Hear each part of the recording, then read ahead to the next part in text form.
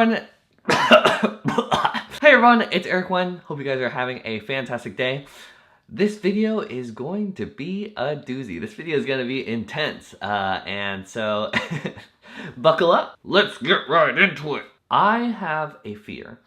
I had a fear of being boring. Back in October, I was filming a video with Cody Warner, one of my favorite YouTubers.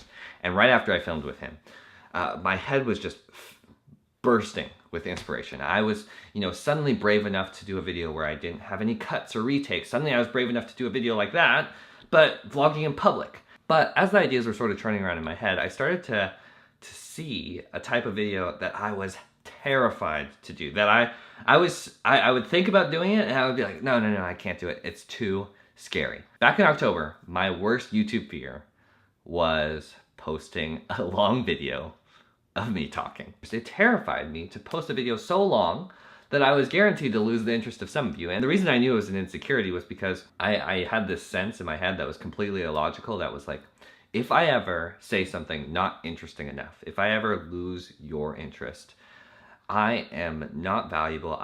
You will write me off and you guys will mentally or literally unsub. And that really freaked me out. I think a lot of these feelings sort of trace back to like high school and middle school maybe.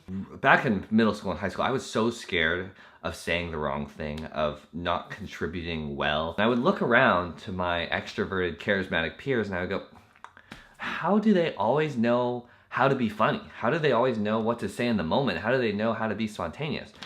And I remember deciding to myself that, you know what? I'm only gonna say something when I can contribute as well as they do. But what ended up happening was I just said nothing. I was never ready. I was always scared of saying the wrong thing. It was never the right time. I had silenced myself. In retrospect, what was really wrong about my attitude about, speaking up, expressing myself, presenting stuff was I had attached my value and worth to my ability to contribute, to my ability to say the perfect thing. My value was what I said. My value was how I said it. But in reality, the truth is you are valuable before you say stuff, before you get those clothes, before you reach that goal, before you know how to present yourself perfectly. My example for this is, my YouTube birthday is coming up. I think it's like March 13th or March 14th or something like that. Is the anniversary of when I posted my first ever, vlog, committed vlog, doing it every week type thing on YouTube. And if you look back at my first ever vlog, I was trying my absolute best. But if you can tell that my communication's not as good. It's not as concise, it's not as direct, it's not as confident. Am I, as a person, Eric Wen, less valuable a year ago because I couldn't communicate as well? No. Am I, a year from now, when I can communicate better, more valuable as a person than I am now? No. I am valuable now.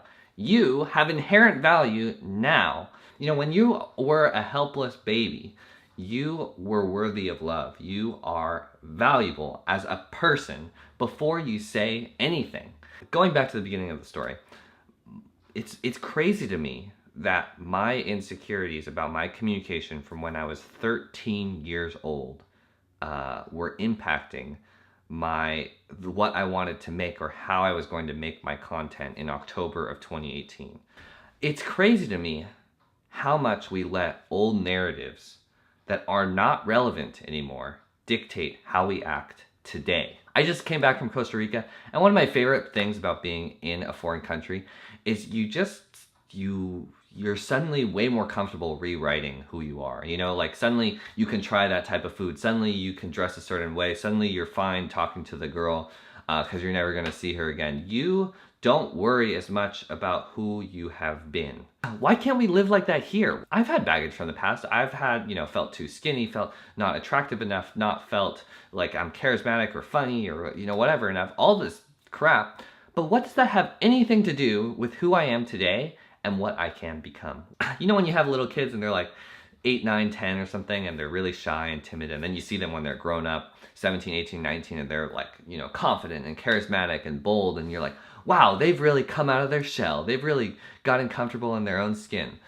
We're fine with that with little kids, but we're not fine with that with ourselves. We give not enough credit to our ability to rewrite who we are. And we give so much power to these old narratives that are completely not relevant anymore. You know, I am so different from who I was 2 years ago. I wasn't doing videography full time. I wasn't making YouTube videos. I wasn't as confident. I wasn't as charismatic. I'm going to change again in 2 years. To wrap all this up, you are valuable now, today. Independent of what you do, what you say, how you dress, what you have, you're valuable independent of what you contribute or your ability to contribute perfectly. So don't silence yourself. Don't wait. Look in the mirror today and see that you are valuable and worthy of love and respect today. And second, taking it further, I told you this has a lot of stuff in it. Don't let old narratives that are not relevant anymore dictate who you are. Don't underestimate your ability to change and rewrite who you are today. You are the change maker of your own life. Let's think more deeply. I love you guys so much. Thank you guys so much for watching. I'll see you guys next week. Thank you guys for giving me the space to share my thoughts. Hit that like button, hit that subscribe button if you haven't already. I'll see you guys next time. See you later. Peace.